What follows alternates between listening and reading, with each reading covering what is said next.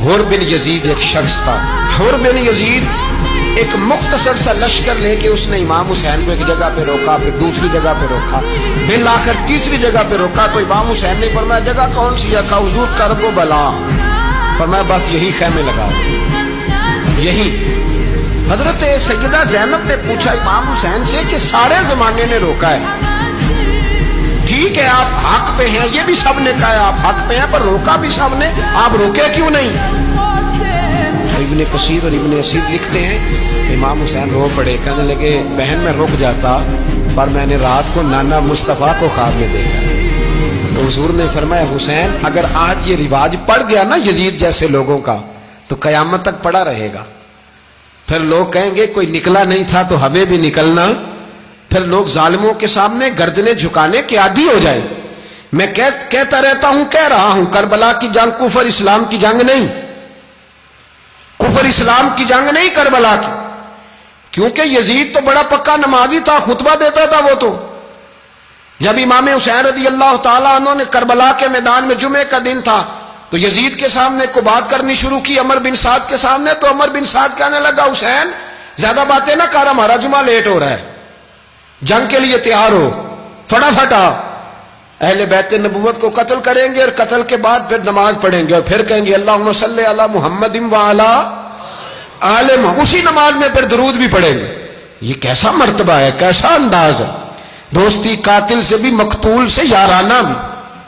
امام حسین نے حر بن یزید امام حسین سے کہنے لگا مجھے حکم ہے آپ کو روکنے کا، آپ آگے نہیں جا سکتے.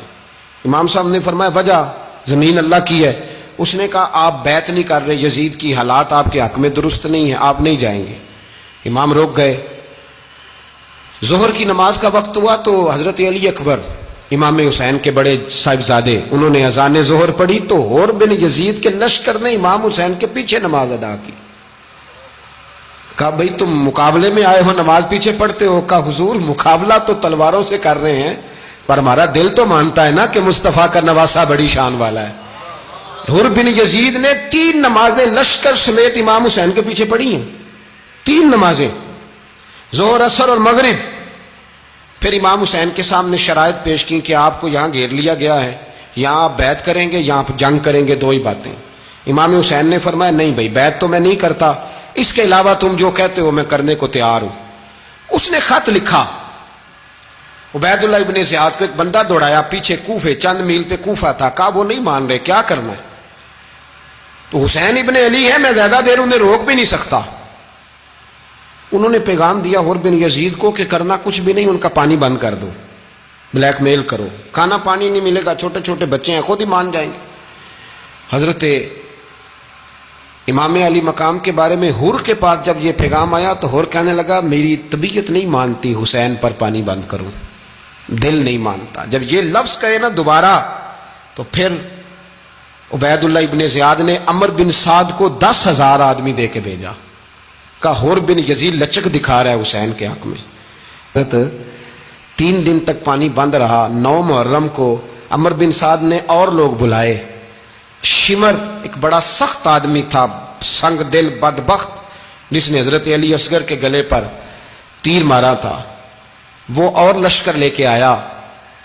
رات کو کہنے لگا امام حسین رضی اللہ تعالیٰ عنہ سے کہ بس بڑا ہو گیا، یہ 9-10 محرم کی درمیانی رات یہاں آپ جنگ کریں گے یا آپ بیعت کریں گے، 2 ہی باتیں. امام حسین اندر گئے، سیدہ زینب سے مشورہ کیا، باہر آئے، فرمایا بات وہی ہے جو پہلے دن والی ہے. امام حسین رضی اللہ تعالیٰ عنہ نے فرمایا بھائی بیعت تو میں نہیں کرتا، باقی جو تمہارا پروگرام ہے. شمر اور ابن سعد کہنے لگے پھر جنگ کے لیے تیار ہو جائیں. کیا انداز ہے امام حسین کا. فرمانے لگے کل جنگ کروں گا، مجھے پتا تو ہے جنگ کا نتیجہ کیا نکلنا ہے، 1 رات مجھے دے دو تاکہ میں کھل کے اپنے رب کی عبادت تو کر لوں. حسین نے جانا ہے، مجھے پتا ہے کل رزلٹ 72 اور 22,000 کا کیا 1 رات مجھے دو، میں مالک سے راز نیاز تو کروں. میں گویا اس سے پوچھوں تو صحیح کہ مالک میرے والد بھی شہید ہیں، بھائی بھی شہید ہیں، نانا کو بھی دکھوں میں دیکھا ہے، تو اب میری باری ہے تو مالک میں حاضر ہوں، مجھے موقع تو دو. اس لیے کہ میرے نانا نے بدر میں بھی ساری رات عبادت کی تھی، صبح مجھے موقع دو. اور دنیا کا اصول ہے جب کوئی موقع مانگتا ہے تو دیا جاتا ہے. یہ دونوں کہنے لگے کوئی موقع نہیں. حر بن یزید پیچھے سے بولا, کہنے لگا نہیں بدتمیزی نہ کرو, حسین کو موقع دو, تمہیں دینا پڑے گا. موقع دیا. حر بن یزید نے پھر منت کی, کہا حضور آپ مہربانی کرے مان جائیں. فرمایا ماننے والا کھاتا کوئی نہیں. یہ بڑا مشکل. سورج چڑھا, 10 محرم کا دن, جمعے کا وقت. جناب سیدنا امام حسین رضی اللہ تعالیٰ عنہ نے ریت پر سجدے کیے, لمبے سجدے, لمبی نماز. سورۃ الشمس کی آیات دوسری رکعت میں پڑھی تو سارا کربلا گونجنے لگا. کیا انداز تکلم تھا امام علی مقام کا. نماز مکمل ہوئی تو حر بن یزید, عمر بن سعد اور شیمر سے کہنے لگے واقعی حسین سے لڑو گے؟ پتہ نہیں کون ہے. قل لا اسالکم علیہ اجرا, تم نے نہیں پڑھا الا المودۃ فی القربى, تمہاری آنکھیں بند ہیں. الحسن والحسین سید الشباب اہل جنہ, تمہیں نہیں پتا؟ کہنے لگا چپ کر, حکومت نظر آ رہی ہے. اور بن یزید کہنے لگے پھر میرا بھی فیصلہ سنو, مجھے حکومت نہیں چاہیے, مجھے جنت چاہیے. حکومت نہیں چاہیے. امام حسین کی پہلی فتح دیکھیں, حر بن یزید ایڑی لگا کے نا یزید کے لشکر سے نکل کے امام حسین کے لشکر میں شامل ہو گیا. اور پہلا شخص جس نے امام حسین کو روکا, امام حسین کے نام پر پہلا سر بھی اسی شخص نے کٹایا ہے. لیکن یزید کی قبر پہ لعنت بھی کوئی نہیں برساتا, اس کا محل تھا بہت بڑا. لیکن جب لوگ کربلا میں امام حسین کو سلام کرنے جاتے ہیں تو قدموں میں حر بن یزید کا مزار بھی بنا ہوا ہے, اس کو بھی سلامی دی جاتی ہے. اور اب ہم اکیلا حر بن یزید نہیں کہتے, ہم کہتے ہیں حر بن یزید رضی اللہ تعالیٰ. اب ہم اتنی تعظیم کرتے ہیں اس حر کی